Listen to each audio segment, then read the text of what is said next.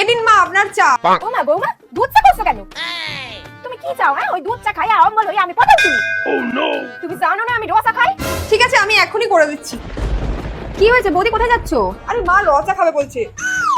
তুমি একবার উঠে দাঁড়াও তো। চালা ফোন। কি হয়েছে? একবার হাঁটো এরকম করে। উফ, শরীরে তো ভালোই জোর আছে মা, তাহলে রচাটা কি তুমি বানিয়ে দাও না? নতুন বউটাকে এত খাটাচ্ছ কেন? বলছি মা আজকে না আমি আমার পুরনো বান্ধবীদের সাথে একটু দেখা করতে যাবো, আসতে না একটু লেট হবে। আমাদের বাড়ির বউ আপনাদের বাড়ি ফেরে না। দাঁড়াও বৌদি, তুমি যাবে তোমার বান্ধবীদের সাথে দেখা করতে।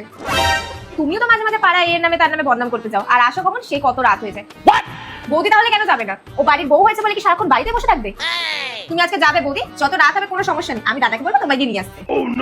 থ্যাংক ইউ গো, তুমি খুব ভালো। যাও। এ কি বৌদি, এগুলো তো সব ইমিটেশনের গয়না না? হ্যাঁ। তুমি বিয়েতে এত গয়না পেলে, বাবা তোমাকে এত গয়না দিলে, ওগুলো কোথায় রেখেছো? আরে ওগুলো তো আমি সব মায়ের কাছে রেখে আসছি। উফ, তোমার মাথায় কি গোবর পোড়া?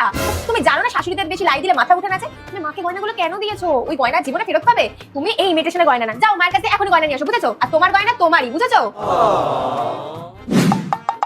এই যে মা রুটি তরকারি হয়ে গেছে, এবার সবাই বসে যাক খেতে। তুমিও বসে পড়ো বৌদি, বাড়ির বউদের শেষেই খাইতে হয়। কেন মা, একটা মেয়ে সারাদিন আমাদের জন্য তো রান্না বান্না করলো খেটে খুঁটে, ও কেন লাস্টে খাবে? সবাই যখন একসাথে খেতে বসছে তুমিও খেতে বসবে, আমরা একসাথেই খাবো। ঢং। খাও। আরে ভয় পাওয়ার কিছু নেই, খাও তো। মা ওরকম একটু কুটমিগিরি করে খাও।